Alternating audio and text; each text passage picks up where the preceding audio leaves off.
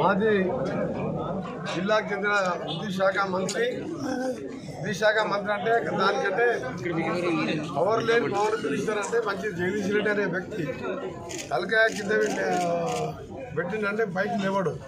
ఎవరైనా నమస్కారం పెడితే సొంత పార్టీ నాయకులు, ఎమ్మెల్యేలు, ఆఫీసర్లు ప్రతి నమస్కారం పెట్టే సంస్కారం లేని అవినీతి పరుడు 3 మర్డర్ కేసుల్లో ముద్దాయిగా 16 సంవత్సరాలు సూర్యాపేట పోలీసులు వ్యక్తి ఇవాళ నా మీద కామెంట్ చేసి హైదరాబాద్లో ప్రెస్ మీట్ పెట్టి మాట్లాడడం, నిజంగా ఒక అంతా కూడా నా మీద మాట్లాడడం, తెలంగాణ కోసం మంత్రి పదవి వదిలిపెట్టి త్యాగాలే పునాదిగా పోరాటమే ఫలితంగా కొట్లాయన నన్ను ఈరోజు ఆయన నా మీద మాట్లాడడం నిజంగా నేను తీవ్రంగా ఖండిస్తూ ఆయన ఒక మాట అన్నాడు.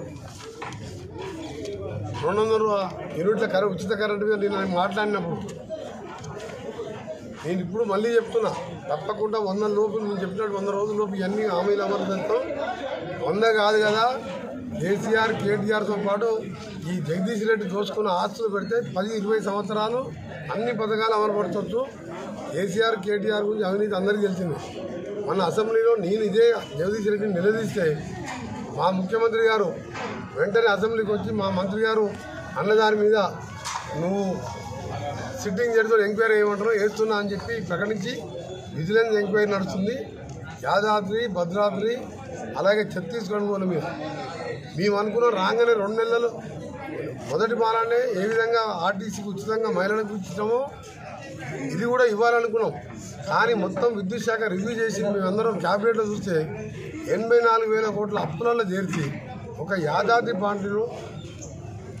ప్లాంట్లోనే 29,000ది 54,000 కోట్లకు పెరిగింది. భద్రాద్రిలో 10,000 కోట్ల కుంభం. అలా సగం వాటా కేసీఆర్ కొడుకు వస్తే సగం వాటా జగదీష్ రెడ్డిది.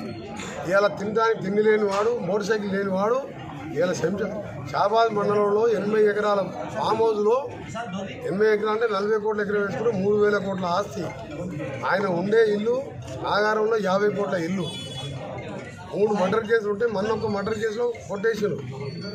ఆయన గ్రామ బహిష్కరణ కాదు, సూర్యాపేట నల్గొండ జిల్లాకి వెళ్ళి కూడా గతంలో బహిష్కరించిన వ్యక్తి.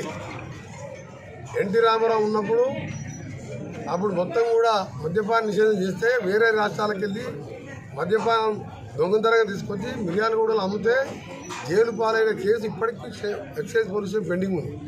అలాంటి సిగ్గులేని క్యారెక్టర్ లేని మనిషి నా మీద మాట్లాడడం నిజంగా చాలా, ఎందుకంటే అలాంటి వ్యక్తులు క్యాబినెట్లో పెట్టుకుంటే ముఖ్యమంత్రి గారు తప్పు. ఇంకేం జగదీష్ రెడ్డి చెప్తున్నా, రేపు పొద్దున ఈ ప్రభుత్వానికి రేవంత్ రెడ్డో, కోమటిరెడ్డి వెంకరెడ్డో, ఏకనాథ్ షిండేగా మారి ప్రభుత్వాన్ని పడగొడతాం అనుకో.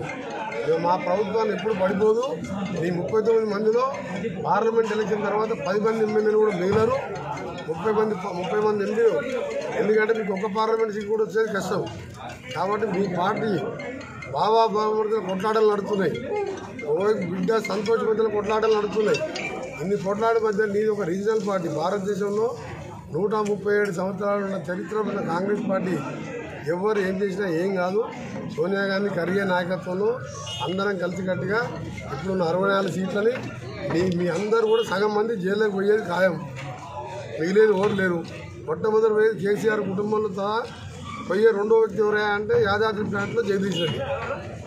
అలాంటి వ్యక్తి నా మీద మాట్లాడడం నిజంగా మన చావు తప్పు కన్ను ఉండబోయినట్టు. నాకు ఒక గంట టైం దొరికి ఒక ప్రచారానికి పోతే 50,000తో ఓడిపోయేవాడు. 3,000తో గెలిచాడు. 3 సార్లు కూడా 3,000, 2,000తో గెలిచాడు. నేను 6 సార్లు ఎన్నికల్లో గెలిచినా తెలంగాణ కోసం మంత్రి పదవి వదిలిపెట్టాడు. సిగ్గు లేకుండా మాట్లాడే జగదీష్ రెడ్డి ఫామ్ హౌస్ ఉన్నాడా, కేసీఆర్ ఇంట్లో ఉన్నాడా, పోయి రాత్రిపూట ఆయన తినడానికి భోజనానికి ఇంకేమైనా ఏర్పాటు ఉందో చూసుకో.